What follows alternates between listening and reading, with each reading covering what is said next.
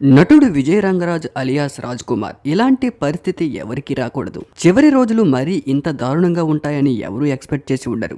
ఎన్నో వందల సినిమాలు నటించిన విజయ్ రంగరాజ్ గారు ఒక గవర్నమెంట్ హాస్పిటల్లో చనిపోవడం అందరికీ బాధాకరం. పాపం సరైన ట్రీట్మెంట్ అందక 12-13 తారీఖు వరకు హైదరాబాద్ లో బాగానే ఉన్న విజయ్ రంగరాజ్ గారు ఆరోగ్యం కొంచెం నిలకడగా లేకపోవడంతో చెన్నైలో ఒక గవర్నమెంట్ హాస్పిటల్లోకి చికిత్స కోసం వెళ్లారు. కానీ సమయానికి సరైన ట్రీట్మెంట్ అందక ఒక మంచి నటుడిని కోల్పోయింది తెలుగు ఫిలిం ఇండస్ట్రీ. ఎన్నో వందల సినిమాలు చేస్తూ ఉంటారు.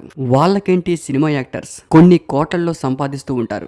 ఎన్నో వేల నగరాల్లో ప్యాలెస్లు, ఎన్నో కోట్ల ఆస్తులు, సినిమా టాకీస్లు, ఎన్నో షాపింగ్ మాల్స్ ఉంటాయి. వాళ్ళకేంటి అనుకుంటారు చాలా మంది. కానీ అందరి సినీ నటుల జీవితాలు ఒకేలా ఉండవు. కొంతమంది ఊహించిన స్థాయికి వెళ్తే మరి కొంతమంది పరిస్థితులు బాగోక దారుణమైన పరిస్థితుల్లోకి దిగిపోయే సందర్భాలు చాలానే ఉంటాయి. రీసెంట్ టైమ్స్ లో విజయ్ రంగరాజ్ గారు ఫైనాన్షియల్ గా చాలా ఇబ్బంది పడ్డారు. వారం క్రితం ఒక సినిమా షూటింగ్ లో గాయపడ్డ విజయ్ రంగరాజ్ గారు ట్రీట్మెంట్ కోసం చెన్నైలో ఒక గవర్నమెంట్ హాస్పిటల్లో జాయిన్ అయ్యారు. అక్కడ చికిత్స తీసుకుంటూ హార్ట్ అటాక్ తో మరణించారు. రంగరాజు గారికి 2 కుమార్తెలు ఉన్నారు. దాదాపు రంగరాజు గారు తెలుగు, తమిళ సినిమాలు నటించారు. బాపు దర్శకత్వంలో వచ్చిన సీతా కళ్యాణం రంగరాజు గారికి నటుగా మంచి గుర్తింపును తెచ్చింది. అయితే నటుగా ఆయనకు తెలుగు ఫిలిం ఇండస్ట్రీలో మంచి గుర్తింపును సంపాదించుకున్న సినిమా అయితే మాత్రం బాలకృష్ణ హీరోగా నటించిన భైరవ దీపం అనే చెప్పుకోవాలి. ఈ సినిమాతో రంగరాజు గారికి నటనలో మంచి అప్లాస్ కూడా వచ్చింది. ఆ తర్వాత విజయ్ రంగరాజు గారి టర్నింగ్ పాయింట్ ఏంటి అంటే యజ్ఞం మూవీ. ఆ సినిమాతో తను ప్రత్యేకంగా స్టార్ యాక్టర్ అయిపోయారు. ఆ తర్వాత చాలా సినిమాలు నటించారు రంగరాజు గారు. ఆ తర్వాత కన్నడ, మలయాళం చిత్రాల్లో కూడా మంచి గుర్తింపు సంపాదించుకున్నారు రంగరాజు గారు.